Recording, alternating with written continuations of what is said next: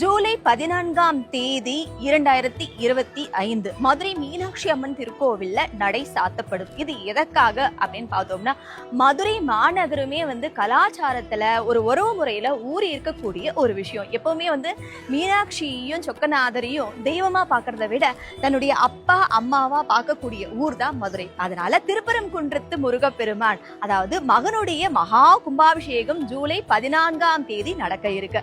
14ஆம் தேதி நடக்கக்கூடிய கும்பாபிஷேகத்தை பார்க்கணுங்கிறதுக்காக அம்மா மீனாட்சியும் அப்பா சொக்கநாதரும் கோவில்ல இருந்து 13ஆம் தேதி சாயந்தரமே கிளம்பிடுறாங்க.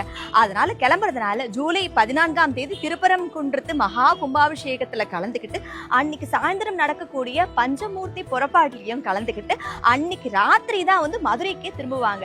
அதனால திரும்பவும் நம்ம மீனாட்சியும் சொக்கநாதரையும் பார்க்கணும்னா மதுரையில ஜூலை 15ஆம் தேதி காலையில தான் பார்க்க முடியும். அதனால மதுரைக்கு பிளான் பண்ணி கிளம்புறவங்க ஜூலை 13ஆம் தேதி சாயந்தரம் 6 மணி வரைக்கும் தான் நடை திறந்திருக்கும். அதே போல ஜூலை 14ஆம் தேதி நடை சாத்தப்படும். திரும்பவும் நீங்க ஜூலை 15ஆம் தேதி தான் நீங்க மீனாட்சியும் சொக்கநாதரையும் பார்க்க முடியும். மீனாட்சி